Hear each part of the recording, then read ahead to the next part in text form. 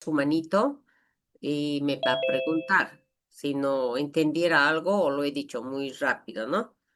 Por otra parte, tengo que advertirles que seguramente muchos de ustedes ya han leído, le entiende perfectamente. Está muy bien, me alegra mucho por esas personas que pueden comprender, entender. Está bien, ellos solos van a poder ir adelante. Yo estoy aquí para que todos aprueben, para que todos aprendan. Y por ello, si tengo que, ¿cómo se dice? Prendar mi garganta, no importa, ¿no? Vamos, joven. ¿Alguien quiere comentar algo?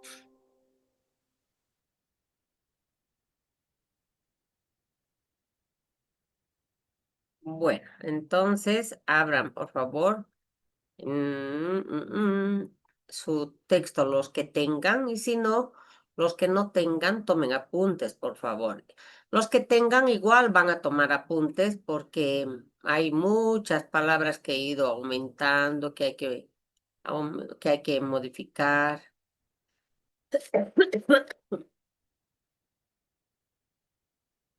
Bien, si voy muy rápido, ya me dice. Bien, toxicología general. ¿Qué página es? ¿Alguien puede decir?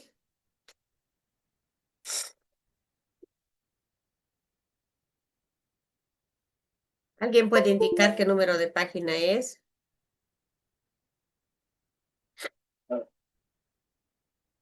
¿Cómo es, Teresa? Usted está matándose de risa desde lo que hemos empezado la clase. Es la página 7, doctora.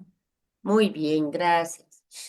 Todos a la página 7. Es que tal vez yo ya tengo otro número. ¿Ya? O esta, no está numerada. ¡Qué horror! ¡Qué barbaridad! Ya, toxicología general. En este párrafo lo que yo quiero que se resalte, jóvenes, es lo siguiente, que hoy en día la toxicología es necesaria, miren, para enseñar, sí, se tiene que enseñar toxicología. Dos, para la industria de medicamentos, de alimentos, de cosméticos, de plaguicidas. En todos esos lugares usted va a ser requerido para que trabaje, por ejemplo, una fábrica de yogur. Se tiene que ver si el colorante, el saborizante que se está añadiendo tiene o no efectos tóxicos agudos, crónicos. En la parte clínica, claro que sí. ¿Qué signos, qué síntomas provoca el paraquat, el metronidazol, el complejo B, la clorfeniramina, la gasolina? Es usted al que van a recurrir para preguntar. En el campo forense, claro, para averiguar si una persona ha sido envenenada, si murió por eso, no necesariamente debe morir. O en el ambiente de trabajo, yo me puedo ir a quejar a donde corresponde para indicar que en esta fábrica de mantequilla, en cuanto yo llego, no me siento mal. ¿Por qué?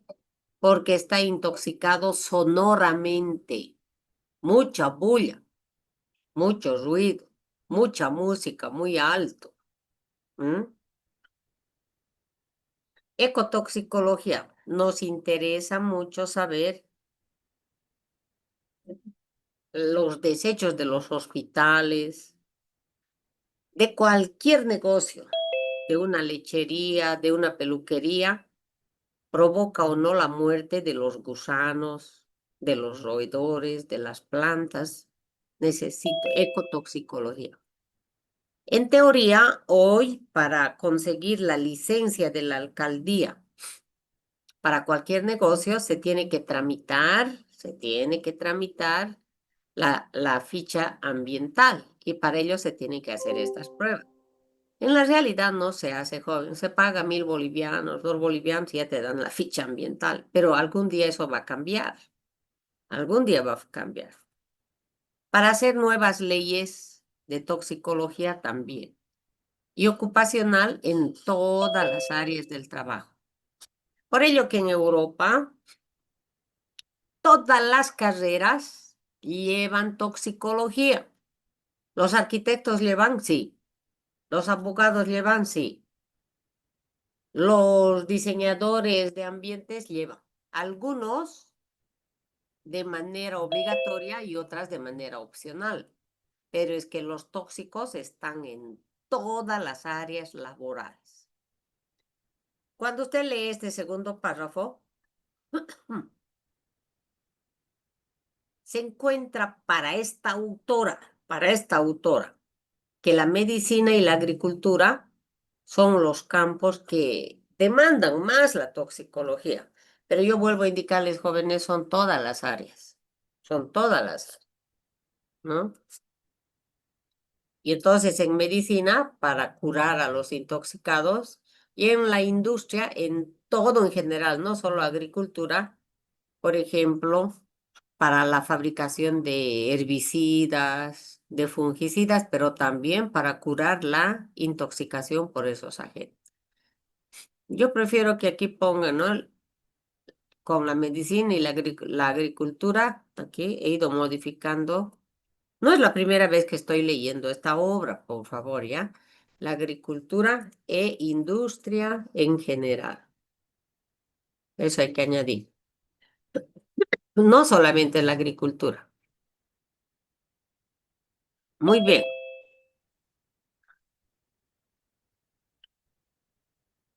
En muchas carreras y en muchos libros van a leer química toxicológica, no solo toxicología. Yo también he tenido mis libros de química toxicológica cuando estudiaba la carrera de bioquímica. ¿Por qué? Es que la química es fundamental para los diferentes análisis, para buscar tóxicos, sus metabolitos. Sí, por su importancia para la ley. Porque yo a la ley me voy a quejar. Compré esta pintura, he pintado mi casa y en las noches cuando duermo a las 3 horas me siento mal. Entonces se tiene que investigar con la química que esa pintura, por ejemplo, libera partículas todo el momento. Y cuando yo estoy en mi cuarto, entonces esas partículas van entrando con el aire, ¿sí? Química toxicológica. Pero en la actualidad está muy ligado a la biología molecular, como casi todas las materias. ¿Por qué? Porque gracias a esta podemos saber si una persona tiene genes que le hacen susceptible a una intoxicación. Es decir, que esa persona va a ser más sensible a un tóxico. Y esto lo vemos cada día. Por ejemplo, usted y su amiga. Su amiga cuando huele un perfume A, se marea su amiga, pero usted no, ¿o no? Cuando están trabajando con cloroformo, se me ocurre, usted se siente mal, pero su otra compañera no. Y eso es porque tenemos, a pesar que somos humanos, pero tenemos algún arreglo genético que nos hace diferente. ¿Qué es toxicología? No me gusta esto que está aquí, anótenlo así, por favor. ¿Qué es lo que tiene que anotar usted? Toxicología es la ciencia que estudia los tóxicos y el diagnóstico, tratamiento y prevención de las intoxicaciones y o contaminaciones. Eso es lo que tiene que poner en el examen.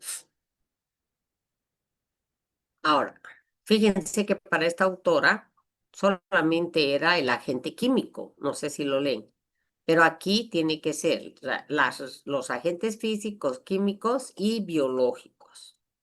Y biológicos. Clasificación de los tóxicos por su naturaleza se clasifican en físicos, químicos y biológicos. Esa es la respuesta. Le estoy dando las preguntas del examen. El que ya no contesta ya pues es bien. Ahora, estos agentes tóxicos pueden entrar en contacto, nada más, no es necesario que se absorba. Por ejemplo, el ácido sulfúrico suficiente que toque mi piel y va a provocar la carbonización. No ha sido necesario que entre hasta mi sangre. Bien, am, tenemos que aceptar que muchos tóxicos con una dosis baja no tienen efecto observable. Observable. Fíjense eso. No es que no haya, sino que no se ve. Pero la mayoría de las sustancias, cuando son administradas en dosis alta, sí van a producir efectos observables. ¿Quién lo dijo esto? Ya sabemos, Paracelso. La dosis hace al veneno. Pero eso no es de verdad todo. Es ahora mucho más complejo. Bien. ¿Qué estudia entonces la toxicología? A los xenobióticos, todo lo que viene de afuera, pero también a los endobióticos. No olvidemos eso. Xenobióticos que entra y endobióticos son nuestros compuestos químicos que tenemos nosotros, que tenemos neurotransmisores, hormonas, metabolitos como el piruvato, el glutamato, el dióxido de carbono. Tenemos triglicéridos, urea, creatinina. Yo le digo, escriba 10 ejemplos de endobióticos. Anótese. Tercera posible pregunta. Y entonces escribirá todo lo que hemos indicado. Ahora, aquí es interesante lo que nos muestra esta autora, jóvenes. Los xenobióticos y los endobióticos, la tiroxina te provoca una intoxicación, la tirotoxicosis, ¿sí? Donde estas personas genéticamente tienen problemas con los receptores para las hormonas tiroideas. Y es una intoxicación con tus propios productos. Muy bien. Pero también hay micronutrientes, oligoelementos como el selenio, el cobre, el molibdeno, que te producen intoxicaciones cuando se aumenta el selenio. Y entonces, ¿cómo se llama? Esto no está, anótenlo. ¿Cómo se llama la intoxicación con selenio? Selenosis. Con mercurio, hidrargirismo, con H. Con oro, aurismo. Ahora quedémonos con el selenio. Puede provocarte intoxicación aguda y crónica. ¿Qué es aguda? Gran dosis. Casi siempre de una sola dosis. ¿Qué es crónico? Pequeñas dosis a lo largo del tiempo. Ahora, esta aguda puede ser por vía respiratoria a través de esta vía se puede absorber y oral con los alimentos o de forma deliberada o en forma accidental. Entonces, fíjense, está bien inhalatoria, edema agudo de pulmón. No va a poder respirar. Ahora ahí es típico de los metales el aliento a ajo. Muchas personas tienen aliento a ajo. Ahora la pregunta es, ¿por qué comen ajo? ¿Por su característica de bioquímica o están intoxicados con metales pesados? Había que preguntarse. Bien.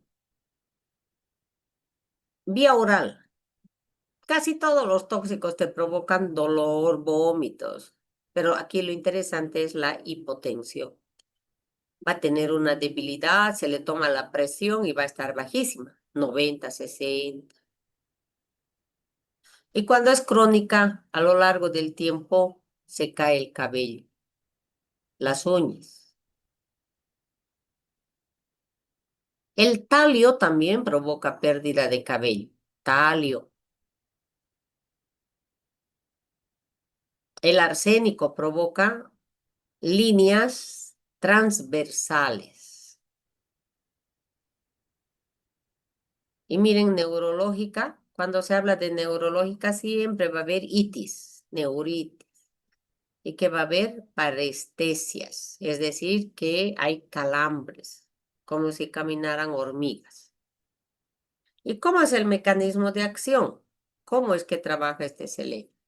Por bioquímica, nosotros sabemos que este oligoelemento es parte de la glutatión peroxidasa. Esto hay que recordar. Ya sabemos nosotros que es glutatión, el antídoto natural de nuestro cuerpo, que está formado por, en ese orden, ácido glutámico, cisteína y glicina, en ese orden. Lo ponen en otro orden, no sirve. Entonces, ¿para qué sirve el selenio? Para que se sintetice esta enzima, que va a tener función muy importante con el agua oxigenada, pero también con el glutatión.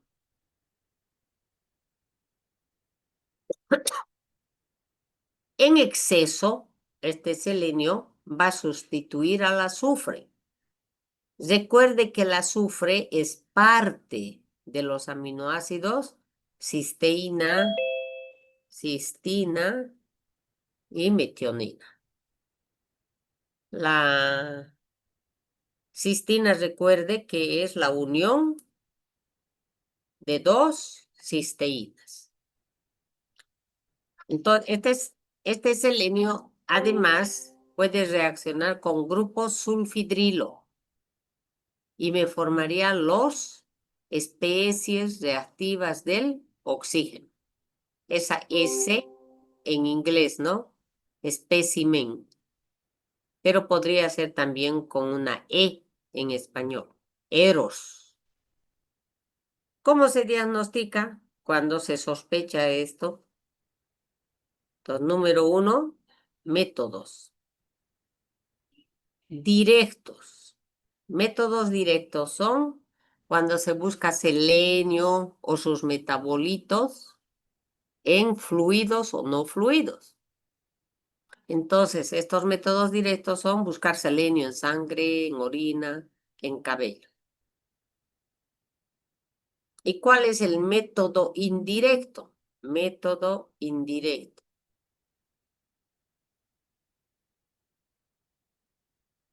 Método indirecto, un encefalograma, ¿no? Método indirecto es medir la presión. Bien. Ahora sí, volvemos a lo que tiene usted en su texto. Dosis. ¿Qué es dosis? Cantidad. No le ponga miligramos, no, es la cantidad de algo. Si estoy hablando de tóxico, de toxicología, va a ser de un tóxico que se administra, se pone en contacto a una persona, porque estoy hablando de toxicología humana, en un determinado periodo y por una determinada vía. Dosis. Este es Lomis. Lomis es un toxicólogo muy famoso, joven. Lo van a ver en bastantes obras, ¿no? ¿Qué es toxicidad aguda? La administración, intoxicación aguda, la administración de una gran dosis de un tóxico por una determinada vía y los efectos tóxicos se van a ver en 24 a 48 horas. La intoxicación. Punto aparte, pero para investigar la toxicidad aguda de una sustancia, se administra a roedores y no roedores un tóxico que yo estoy investigando y luego se va a sacrificar máximo 14 días. Cuidado con equivocarse. ¿Qué es intoxicación aguda? Aquella que se observa en pocos minutos, horas, máximo 24, 48 horas.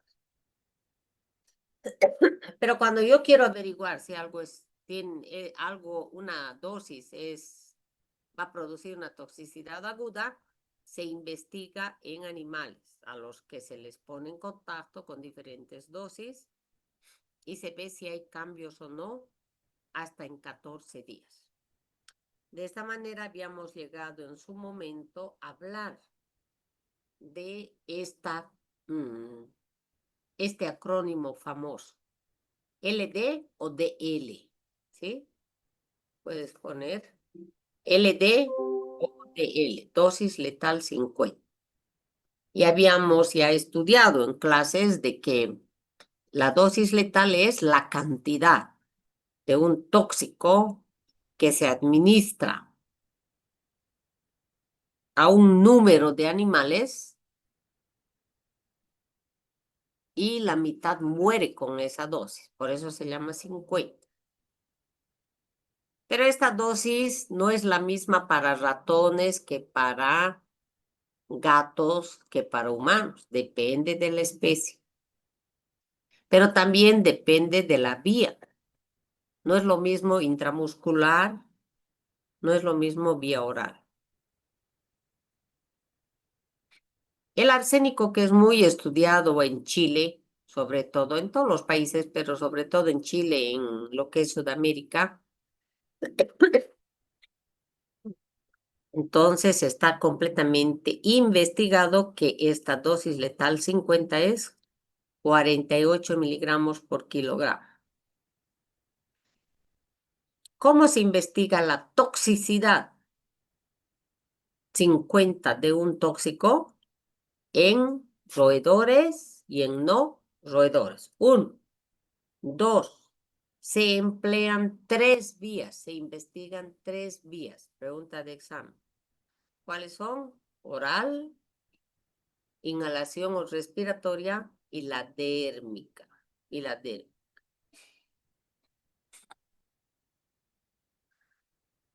¿Qué es una toxicidad subcrónica? No es crónica todavía, está a la mitad.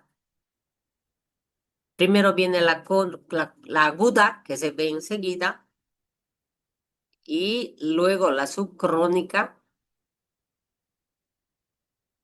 Ah, ya. Pero ¿por qué no me dicen guaguitas? Miren, ¿quién me ha hablado? Joshua.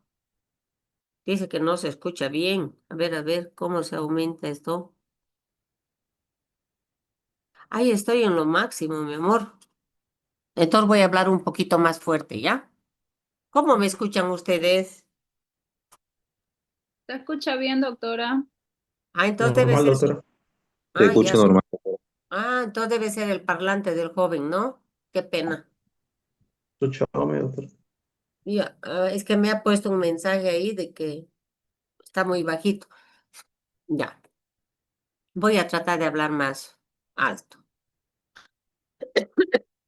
Bien, entonces, jóvenes, que tengo la intoxicación aguda, más días subcrónica y mucho más días la crónica. ¿Cómo se consigue la subcrónica, la crónica? Dando no solamente una dosis, sino varias pequeñas dosis.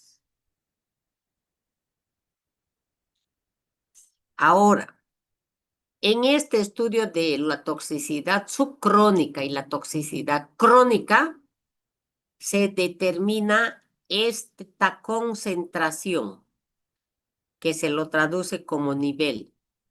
Lo correcto es concentración. Miren, entonces ahí hemos visto ya el otro día que también se lo abrevia así, como no él. La L de nivel de concentración, hay tóxicos que a una concentración producen efectos, pero no observables. Cuidado que me pongan al revés. ¿Qué es Noel? Son concentraciones en las que algunos tóxicos producen efectos, pero que yo no los puedo observar. Y entonces la gente ignorante que dice, no produce nada, no hace nada, coma nomás, beba nomás, píntese nomás. Pero es que los efectos todavía no se observan, pero hay efectos. ¿Ya? Bien. Para poder determinar este Noel o COEL también, concentraciones, se trabaja con 3 dosis, una alta, una baja y una intermedia. Digamos 10, 5 y 1.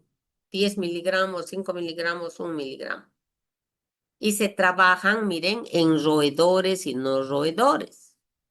Ratas y perros, ardillas y peces, hámsters y cerdos. Y entonces para ello se van a tener 4 grupos. Para la dosis alta, baja, la intermedia, pero también para el grupo control. Además, se trabaja con grupo de machos, grupo de hembras, porque nosotros como bioquímicos sabemos que nuestras hormonas influyen mucho en el funcionamiento de nuestras enzimas. Entonces, en este caso, se va a trabajar ya con 90 días. Ya no es 14 como en esta otra investigación. 14 días, ¿no? 14 días y 90 días para poder determinar. Ahora bien, matemáticamente se intenta explicar todos los fenómenos. Y aquí los matemáticos también en su momento dijeron, aquí hay una relación matemática que nos permite obtener gráficos. ¿Y cómo? Para poder ver cómo se relaciona la dosis-respuesta. Y entonces han observado 2 grupos de respuesta. Uno, hay tóxicos que presentan un punto, una concentración a partir del cual hay un efecto. Pero en este otro no hay ese punto claro. Entonces, cuando no hay punto claro, no hay punto claro, se dice que tiene un umbral. Y esta gráfica que está ahí a continuación me está indicando eso. Entonces, ¿qué es la relación dosis-respuesta? La gente observaba eso, que cuando se le daba tóxicos, presentaban efectos, mucho más efectos cuando se aumentaba la dosis. Pero en algunos casos no se cumplía eso. Y empezaron a hacer investigaciones y encontraron estos 2 tipos, estos 2 grupos de tóxicos. Uno, el A, sin umbral, no tiene un techo, no tiene una concentración, pero en este caso sí, sin techo. Y entonces tiene un punto a partir del cual se ven los efectos. Le encantaba a mi profesor, que en paz descanse, creo que hace un mes falleció.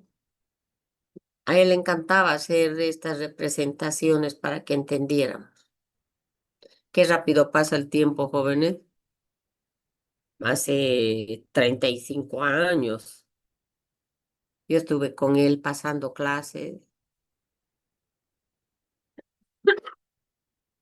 allá en España, maravillándome de todo lo nuevo que significaba todo lo que estuve viendo con él, ¿no?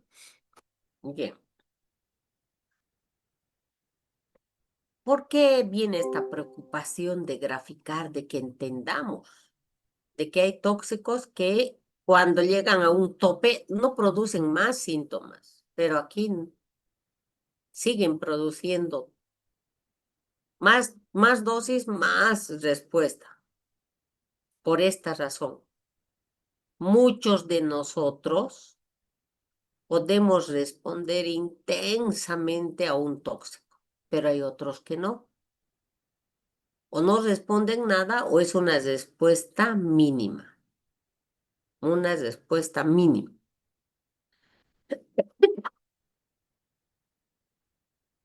Y lo que un tiempo se dijo, han debido leer ustedes en varios libros, la respuesta del todo o nada.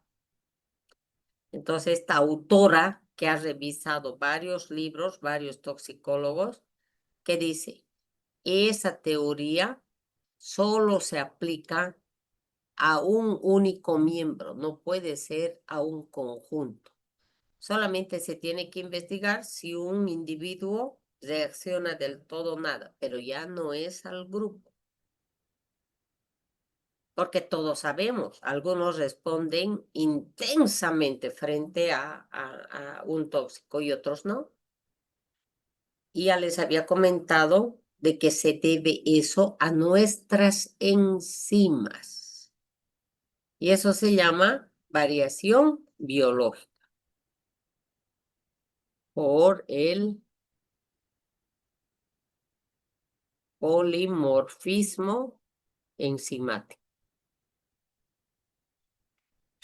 Yo puedo comer mote de haba toda la noche y no me duele, pero a ver, coman ustedes a las 10. ¿Por qué? Porque mis enzimas han sido entrenadas desde lo que he sido niña. Y lo que más me gusta comer es haba, pero hay que tener cuidado porque puedo tener favismo, ¿no? Es la intoxicación con habas. Entonces puede tener un tipo de hemorragia hemolítica con los principios activos del haba. Otra vez, dosis letal 50. Dosis letal 50. Ahora, con exactitud podemos indicar que es la cantidad necesaria para que muera el 50% de los animales expuestos a esa dosis. Pero, aún así, se debe considerar el famoso intervalo de confianza. Seguramente usted en varias materias ya ha avanzado este tema, ¿no? Para una P, aquí está, para una P, un intervalo de confianza del 90-95%. Entonces se dice aquí, hasta una incertidumbre del 10 o 5% de incertidumbre o error.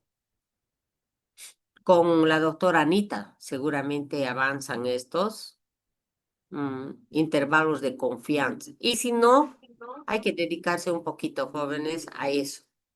Seguramente usted ha visto en muchos trabajos para una P del 0,1, para una P del 0,01. ¿Sí? ¿Ha visto o no eso en los trabajos? ¿No? Entonces, sí, ¿qué es la dosis? Tanto, la cantidad, pero se debe tomar en cuenta el intervalo de confianza. Cuán fiable, cuán creíble es mi resultado. Y para ello tenemos varios métodos para efectuar esos cálculos. No lo aprendan de memoria, pero es bueno saber que tenemos este método gráfico de Litchfield. Y el segundo es el nivel de Weil. Pero lo que más utilizamos en la actualidad, jóvenes, son los famosos probits de Miller. Seguramente ha visto esto en varias materias. Las unidades de probabilidad se llaman. ¿Sí? Para de esta manera tener esa seguridad de que cuando mueren el 50% de los animales, se tiene la seguridad que ha sido por el tóxico y no por otro factor. Para eso es para comprobar. Si se corta, volvemos enseguida, joven. ¿Qué es concentración inhibitoria 50?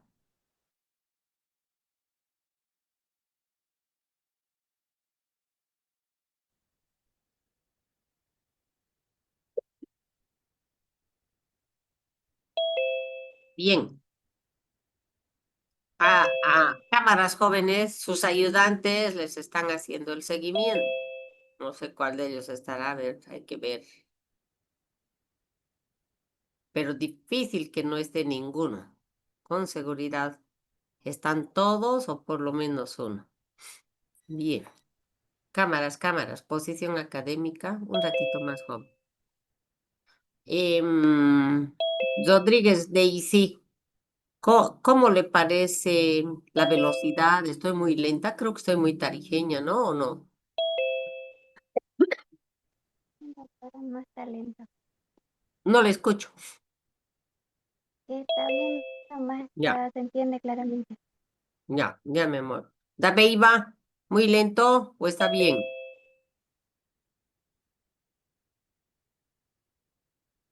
Está bien, ahora el ritmo. Ya. No está muy cadencioso. Cuidado que se duerman. Yo sé No, por está bien, dónde. está bien. Para que tome Estamos siguiendo apunte, la ¿no ve? lectura. Sí, sí, sí. Ya, está bien. Pero abrevien, por favor. Bueno, oítes. La concentración inhibitoria 50 es cuando un tóxico puede inhibir mis enzimas o mis neurotransmisores o mis estructuras relacionadas con el control del pH, por ejemplo. No solamente se utiliza para el test de sensibilidad o el famoso antibiograma, ¿no es cierto? ¿Se acuerdan? En bacteriología ha avanzado esto. ¿Cuál es el SIM? Concentración inhibitoria media de un medicamento. No solo se utiliza en bacteriología, como está aquí, también se utiliza para toxicología. Bien, aquí aparece este término de FDA. Yo ya lo había dicho, pero para eso estamos, porque no están acostumbrados a mi ritmo, entonces en la clase teórica presencial a lo mejor pasé volando y no se escucha bien ahí atrás. Por ello que estoy repitiendo esta clase, ¿no? Entonces, ¿qué tengo aquí? Administración de drogas y alimentos. Tiene que saber, la FDA es una instancia internacional americana que controla, que aprueba que se venda un medicamento o un alimento y ahora se ha extendido, o un cosmético o cosmético. Y entonces la FDA es la que busca, es la que determina esta crema, si se va a poner la Eli cada día. Entonces, ¿cuál es su concentración inhibitoria del nervio? Cuidado que se le paralice la cara, ¿no? O cada que se ponga un perfume o cada que tome un paracetamol. La FDA ha tenido ese interés de determinar la concentración inhibitoria 50 en estudios in vitro. Evidentemente, no voy a agarrarla aquí a ¿cómo se llama? A Sharon y no le voy a dar a ver 500 miligramos, a ver si inhibe o no se inhibe su aldehído deshidrogenasa. No puedo hacer esos estudios en seres humanos, ¿no? Por ello aquí tengo in vitro, en células. Todos nosotros sabemos que los biomarcadores son estructuras químicas, son metabolitos que mi cuerpo sintetiza en respuesta a un estímulo. En este caso, el estímulo es un tóxico. Y entonces está demostrado que los tóxicos pueden provocar que aumente o que disminuya un biomarcador. Entonces, para darle énfasis a lo que ya habíamos visto hace rato, la relación dosis-respuesta de cualquier tóxico cuando se está investigando debe tener en cuenta muchos factores. La dosis, 1. 2. La respuesta. Una persona responde más, otra menos. Y los factores que afectan a la respuesta. ¿Qué factores? La edad, el sexo, las enfermedades de base, la alergia, la idiosincrasia bioquímica. Muy bien. Entonces, para saber si una persona está experimentando una intoxicación en su ambiente de trabajo, por ejemplo, debe tomar en cuenta estos detalles. Y cuando se tienen en cuenta esos detalles, recién podremos entender que los biomarcadores que aparecen como respuesta a esa intoxicación va a depender de todos estos factores. No todos los intoxicados van a manifestar un aumento en un biomarcador. Puede que algunos sí, otros a la mitad y otros no. Por ello es que nos insisten en estos detalles. Una vez más, no hay pacientes. ¿Qué hay? Enfermos.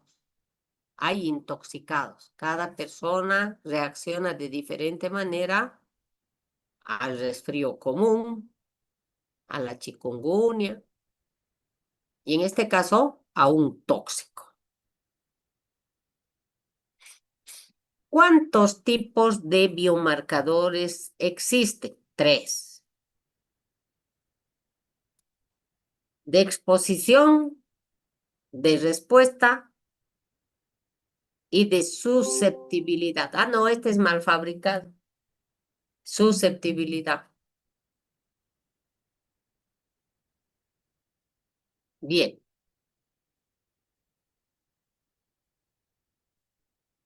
¿Qué es la toxicología bioquímica? La relación, la interacción, la especialidad que surge de estas dos áreas. Pero ¿qué es lo que le diferencia? Es que va a ser molecular, va a ser a nivel pequeño. ¿Y qué importancia tiene esto? Pero claro, voy a poder con la bioquímica molecular ver si una persona tiene mayor susceptibilidad para intoxicarse con un agente.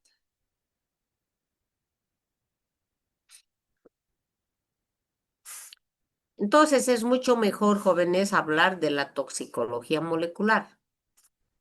Por ello viene después. Y para ello esta autora nos hace recuerdo de algo que ya sabemos nosotros, que en 1953 Watson y Crick demostraron con sus pelotitas y sus alambritos que el DNA tenía doble cadena. 1. 2. 1960. Se sabía los códigos genéticos del ser humano.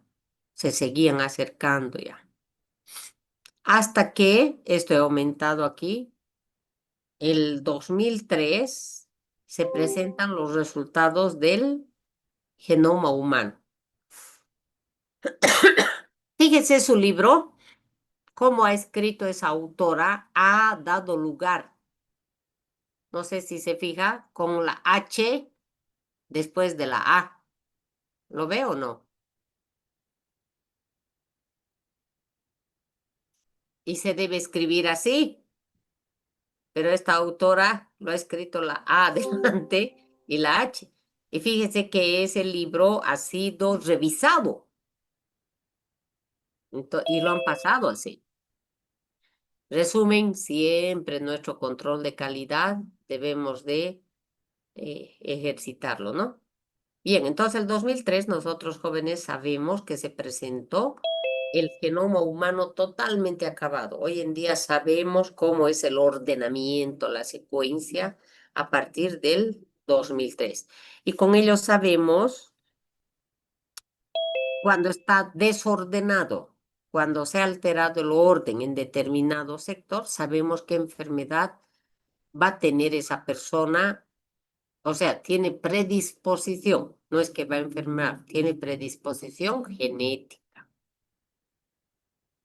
Bueno, tal como está anotado en la unidad 7, vamos a ver qué técnicas tenemos para poder determinar esta alteración en el genoma humano y que le hace susceptible de que la persona se pueda intoxicar mucho más que otra persona. ¿Qué era aquí? Toxicología y bioquímica a nivel celular y molecular. Toxicología molecular es DNA, ¿no?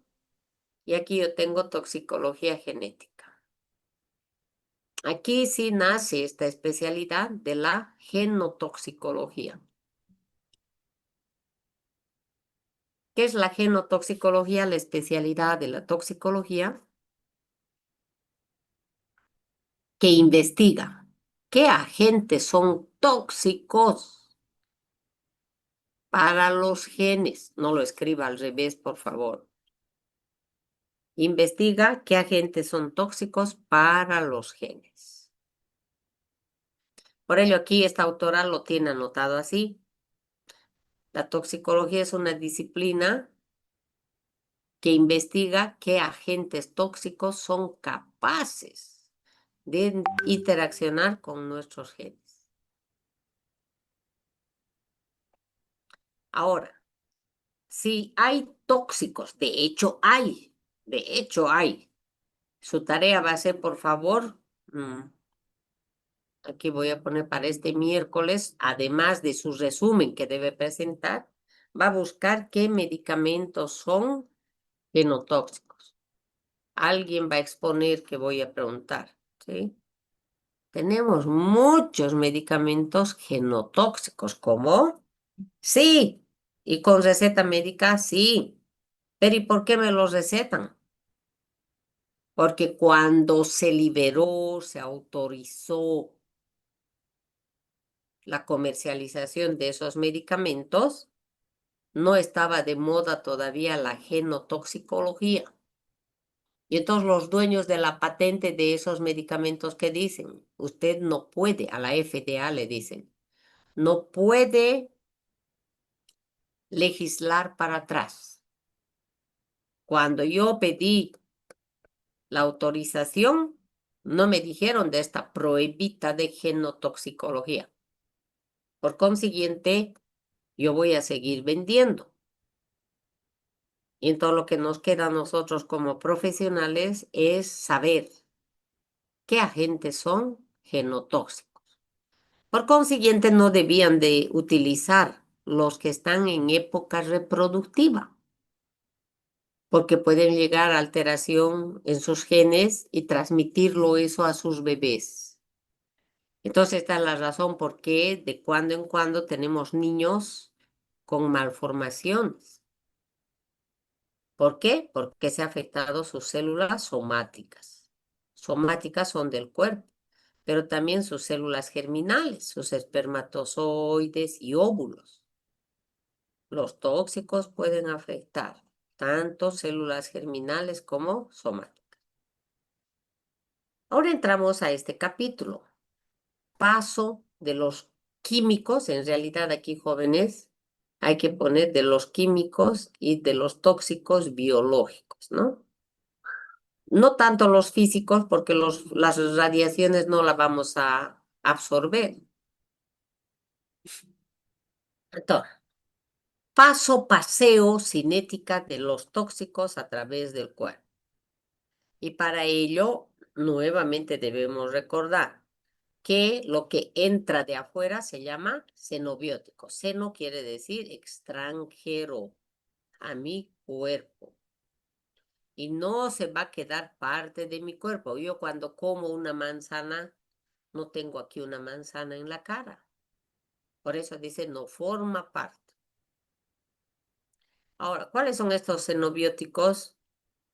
Naturaleza química, alimentos, todo lo que se le ocurre. O puede tener naturaleza biológica, las micotoxinas. Micotoxinas, toxinas bacterianas o alcaloides. Ahora, lo más grave es que estos xenobióticos pueden ser lipo o hidrosolubles. Pero ¿cuáles son los más graves? Los liposolubles. ¿Por qué son más tóxicos los liposolubles? Porque pueden atravesar las membranas. Dos, son muy estables. Tres, difícilmente son transformados en polares. Cuatro, se acumulan en el tejido adiposo de nuestro cuerpo. Y quinto, se eliminan en pequeña proporción. Ahora, los xenobióticos son transportados. Y ahí empieza la primera etapa de la toxicocinética, que es la absorción. La absorción no es la misma para todos los tóxicos. ¿Por qué? Porque depende de las características físico-químicas de cada tóxico. ¿Y esta característica físico-química de qué depende? De la estructura química del tóxico.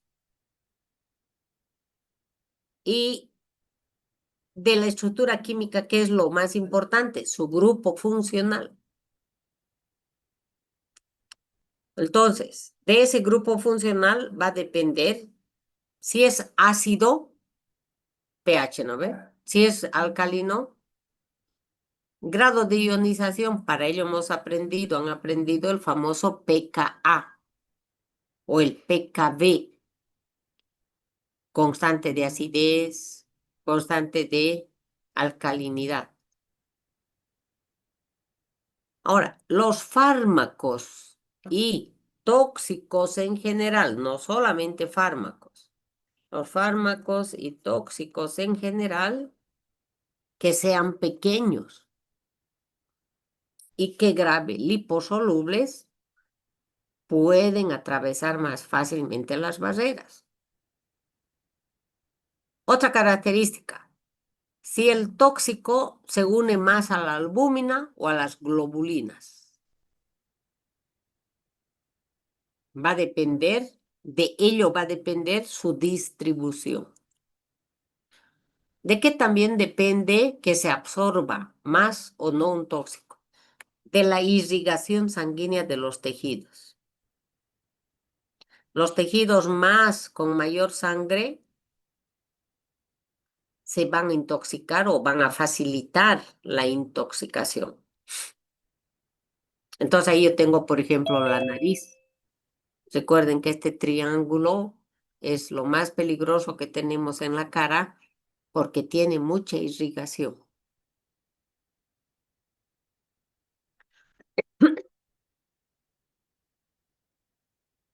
El tropismo quiere decir la afinidad que tiene un tóxico por un determinado tejido. Entonces, por ello hay tóxicos que son neurotóxicos. ¿Por qué? Porque tienen tropismo al sistema nervioso central. una característica es que los liposolubles son los que tienen mayor tropismo cerebral. Lo que es liposoluble seguro que va a estar en el cerebro. Ahora, estas barreras que nosotros tenemos en la placenta o en los testículos, justamente Dios los puso para que sea eso, barrera. Se tiene que proteger el encéfalo, miren, por eso tenemos hematoencefálica. ¿Qué es el encéfalo? La computadora. Ahí está nuestro CPU, lo más valioso. La placenta está protegiendo a mi bebé para poder perpetuar la especie. De lo contrario, desaparece el hombre. Y testicular por la misma razón. ¿No ve? Para perpetuar la especie. Afortunadamente tenemos estas barreras, pero desafortunadamente los liposolubles también atraviesan. Por ello que habíamos dicho desde lo que nos conocemos, evite comer comida grasa. Es tan difícil, jóvenes. Ayer nomás yo fui a botar y ya pequé nomás ahí, porque estaban vendiendo unos chorizos espectaculares. Y entonces, aunque uno tiene razonamiento y dice, ah, ya, deme 6, ¿no? Entonces, y tal vez lo correcto era comer un cachito, una pulgada y nada más. Y entonces es tan difícil. Por ello, cuanto antes usted entre en esta situación de razonar para comer, va a ser mucho mejor. Bien, el tóxico ingresa, llega a la sangre, eso que se llama absorción. ¿Qué es la absorción? La llegada del tóxico a la sangre. Y cuando está en la sangre, se va a unir a las proteínas del plasma sanguíneo. ¿Qué proteínas tengo en la sangre? Ah, albúmina, globulinas, fibrinógeno, lipoproteínas, metalotioneínas, pero los más importantes para ser micreros, para transportar los tóxicos, son los que están sombreados. He aumentado metalotioneínas. No está en su libro eso. Entonces, metalotioneínas como la ceruloplasmina, ¿sí? Como la ceruloplasmina. Ceruloplasmina. La transferrina también está aquí.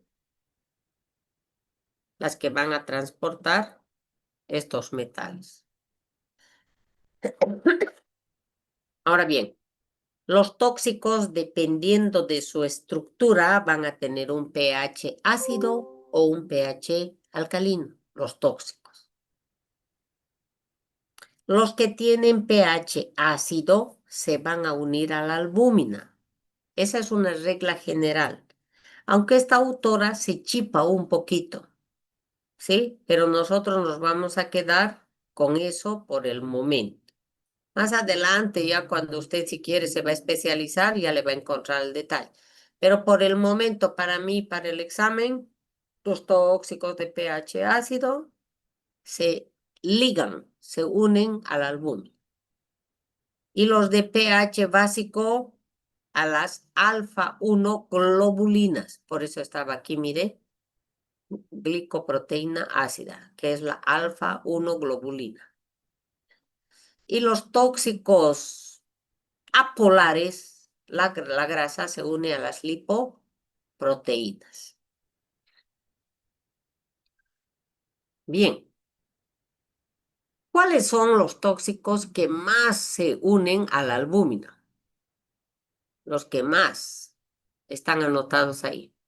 Pero hay que añadir aquí a las sulfas. Son antibacterianos. ¿Cuál es el anticoagulante? La warfarina que está aquí.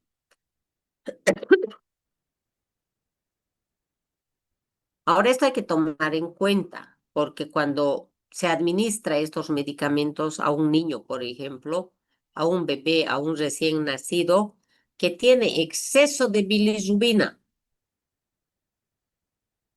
o en el caso de una persona que tiene grandes hematomas, moretones, por golpes que ha recibido, tiene mayor cantidad de bilirrubina. Y esa bilirrubina, la bilirrubina es muy tóxica. Entonces, aquí debía poner yo, hay 3 grupos de fármacos y y la bilirrubina como endobiótico. La bilirrubina no puede pasearse por la sangre si no es agarrada de la mano de la albúmina. La albúmina le dice, venga, venga, venga, venga, bilirrubina, ¿qué está paseando por ahí? ¿Y dónde le lleva? Al hígado. Y le dice al hígado, ahí te traigo para que le coloques 2 moléculas de glucuronato. Y ahora sí, así, la bilirrubina sale del hígado con 2 moléculas de glucuronato. Ya es una bilirrubina conjugada. Es decir, es una bilirrubina poco tóxica. Y es hidrosoluble. Entonces sale por la sangre hasta el riñón y el riñón le dice fuera. Por eso nuestra orina es amarilla, porque estamos botando bilirrubina. ¿Ya? Ahora bien, está paseando por la sangre el tóxico y llega a una célula que le gusta, al páncreas, al riñón, a cualquier célula. Y se topa frente a frente con la membrana celular. Recuerden que en la membrana celular tenemos proteínas que favorecen el ingreso de tóxicos, de medicamentos, de alimentos como la glucosa. Y entonces se puede atravesar la membrana celular, como usted sabe, desde fisiología, se puede atravesar por transporte pasivo y por transporte activo. El transporte pasivo puede ser por difusión simple y por difusión facilitada. Y el transporte activo puede ser con energía del ATP y con energía que viene del gradiente de la concentración de ciertas sustancias. Entonces, en los casos que los tóxicos tengan que atravesar la membrana con la ayuda de proteínas, ahí debemos recordar, recordar lo que usted ya ha aprendido en bioquímica. Estas proteínas es de la superfamilia ABC. ¿Qué es eso? La A quiere decir ATP. La B quiere decir binding. Ya le dije yo en teoría eso. Y C es de casete. Cassette quiere decir una porción de la proteína. Y el otro grupo es facilitadores principales. Entonces yo tengo aquí lo que ya he aprendido en bioquímica. Y si no he aprendido, ahora hay que aprender. Superfamilia de facilitadores principales, en inglés SLC. ¿Qué tiene que saber aquí, jóvenes? Que hay transportadores de aniones, proteína, que hay polipéptido transportadores, transportadores de cationes y los ABC. Necesitan ATP, por eso esta A quiere decir ATP. Y la principal, aquí está, la glicoproteína, que está relacionado con esta famosa MDR, las proteínas que son resistentes a múltiples drogas. Bien, este es un gráfico muy facilito de entender, ¿no? Aquí está, esto es dentro de la célula, dentro de la célula. Dentro de la célula yo tengo un tóxico y entonces lo quiero que pase por la membrana. Viene por acá, se mete a esta proteína que estaba abierta, se cierra y va con la ayuda del ATP, por eso se llama ABC, le va a dar energía para que se abra. Y de esta manera va a poder salir el tóxico, pero afuera. A este lado debían haber dibujado estos tontos. ¿No? De aquí adentro y sale hacia afuera. Su lectura está ahí, ¿no? ATP binding cassette está haciendo referencia a este dibujito. Ciclo intraorgánico. Quiere decir dentro del cuerpo humano, porque yo estoy aprendiendo toxicología humana. Dentro del cuerpo humano. Entonces ahí tengo que recordar el famoso ADME, absorción, distribución, metabolismo y eliminación. ¿Qué es este ciclo intraorgánico? Todo lo que le pasa al tóxico dentro de mi cuerpo. Nosotros vamos a conocerle con el nombre de toxicocinética. Toxicocinética.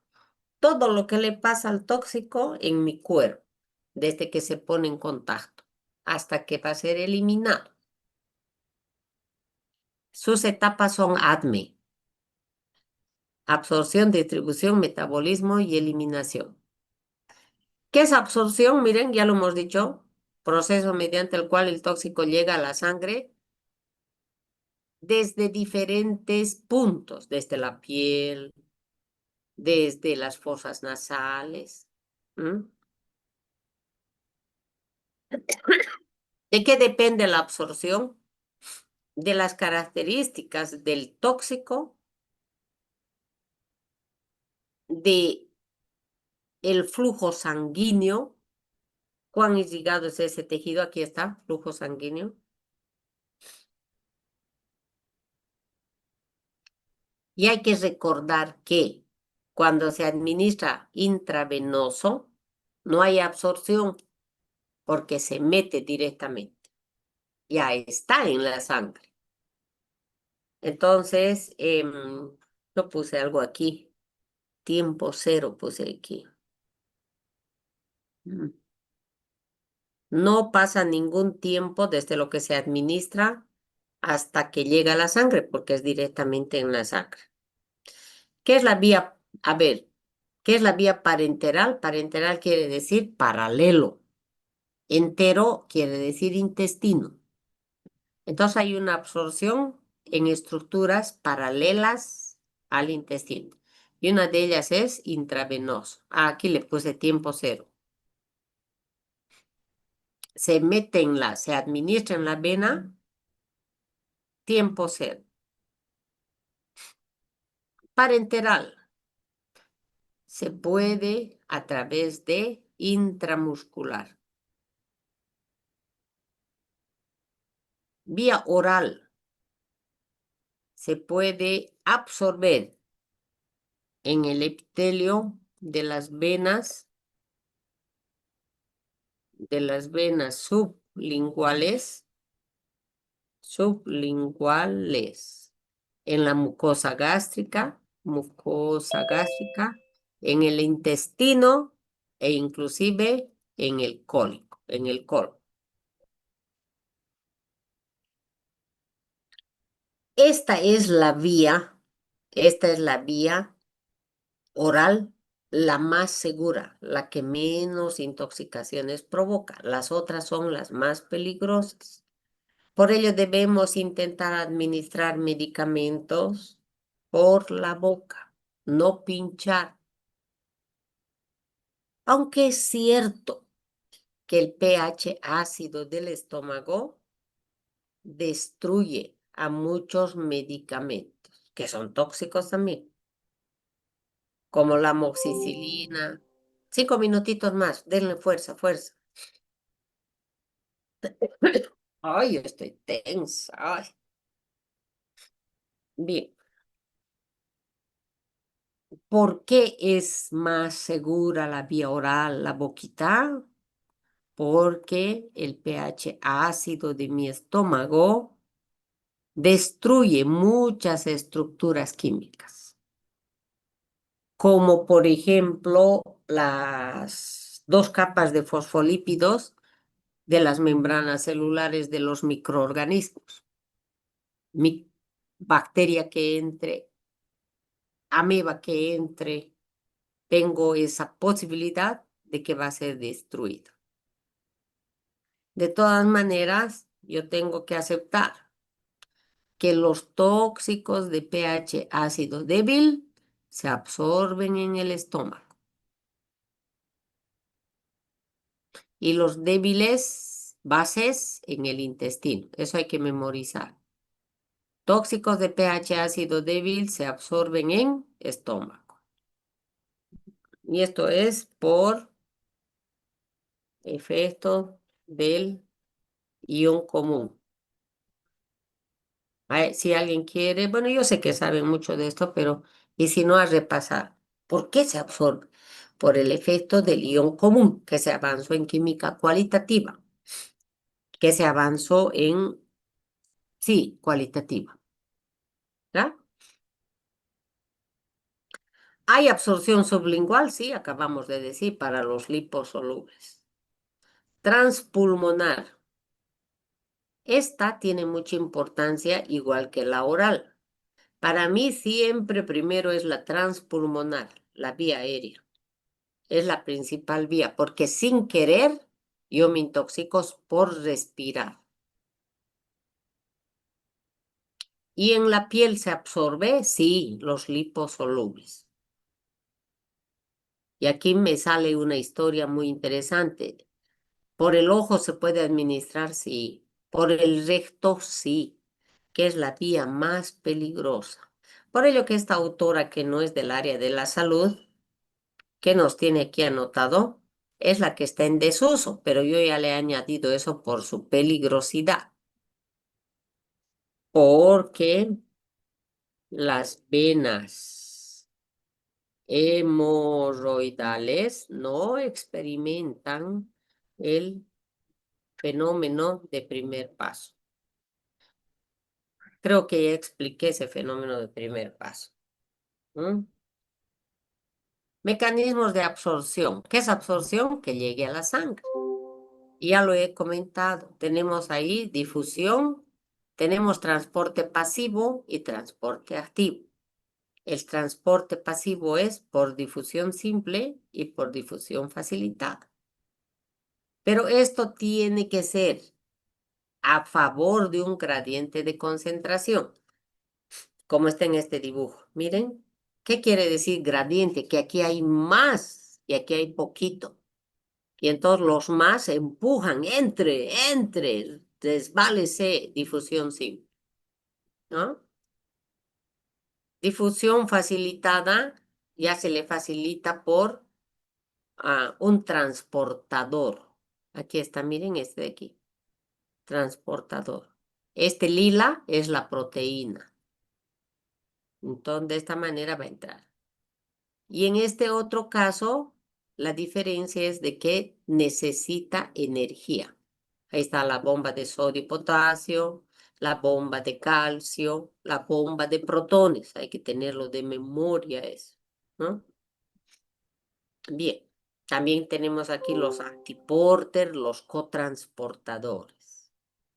Bien, entonces, estos fenómenos hay que repasarlos, por favor. Los poros proteicos. Este transporte activo necesita energía de la lisis del ATP. Por eso se llama bomba de sodio-potasio ATP-ASA, ¿no? Bueno, se va a acabar en cualquier momento, jóvenes. Les debo desde distribución. Espero la próxima tener mejor garganta. Estudien, por favor, para nuestra clase del miércoles. Dios mediante, nos vemos, ¿ya? Un gusto, jóvenes. Estudien, por favor. Lo que han escrito, échense, duerman un ratito, pongan despertador.